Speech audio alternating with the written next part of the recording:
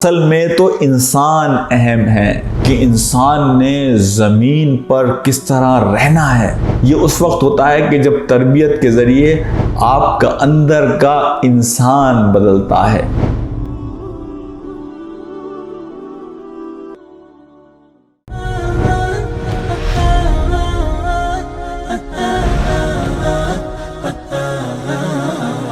मेरे भाइयों, दोस्तों और साथियों और मेरी बहनों, आज मैं तालीम और तरबियत इस हवाले से ज़रा मुख्तसर सी गुफ्तगू करना चाहता हूँ। देखिए, हमारे यहाँ तालीम पर बड़ा जोर है, लेकिन लफ्ज़ तरबियत की जो तालीम का एक हिस्सा होता था वो लफ्ज़ गायब हो गया।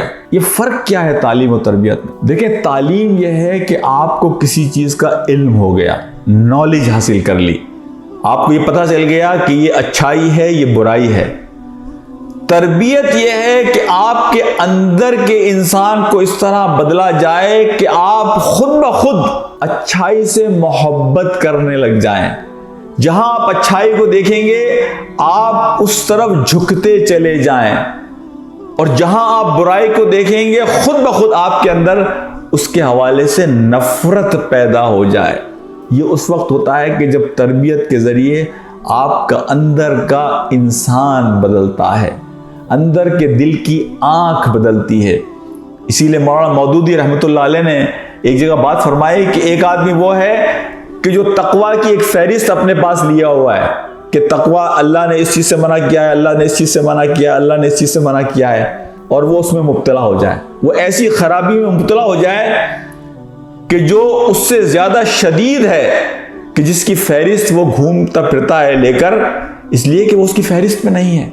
आज हम देखते हैं कि डिग्रियां बढ़ गई, लोग पीएचडी करते हैं, लोग डबल पीएचडी करते हैं, लोग एमफिल करते हैं, लेकिन इंसान चांद पर पहुंच गया, मरीख पर पहुंच गया, बड़ी बड़ी उसने इजादात कर ली, लेकिन इंसान ने ज़मीन पर किस तरह रहना है, एक दूसरे के साथ किस तरह मामला करना है, एक दूसरे के साथ किस तरह पेश आना है, घर की ज़िंदगी को किस तरह संवारना है, बखुदा हमने चीज़ों को अहम बना लिया। असल में तो इंसान अहम है।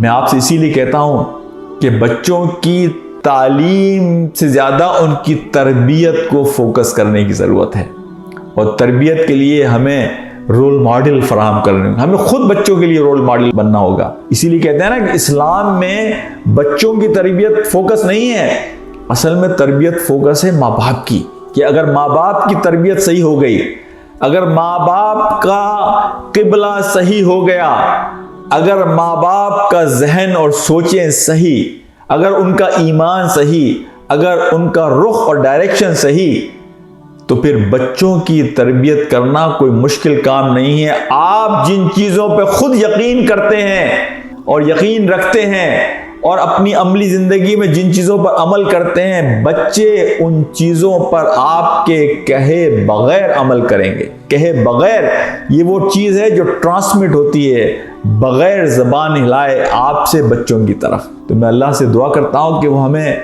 ये हिकमत समझने की तौफीक दे कि तालीम के साथ तरबियत, अच्छा इंसान बनना, उन्हें वैल्यूज़ सिखाना, उन्हें मॉरल्स सिखाना, उन्हें एक अच्छा बेटा बनना, अच्छा बेटी बनना सिखाना, उन्हें एक अच्छी बहू बनना सिखाना, उन्हें एक अच्छा शहरी बनना, एक अच्छा जिम्मेदार मुसलमान बनना सिखाना, सारी इंसानियत के लिए भलाई का पैगाम लेकर बुलंद होने वाला बनने का पैगाम देने वाला बनाना।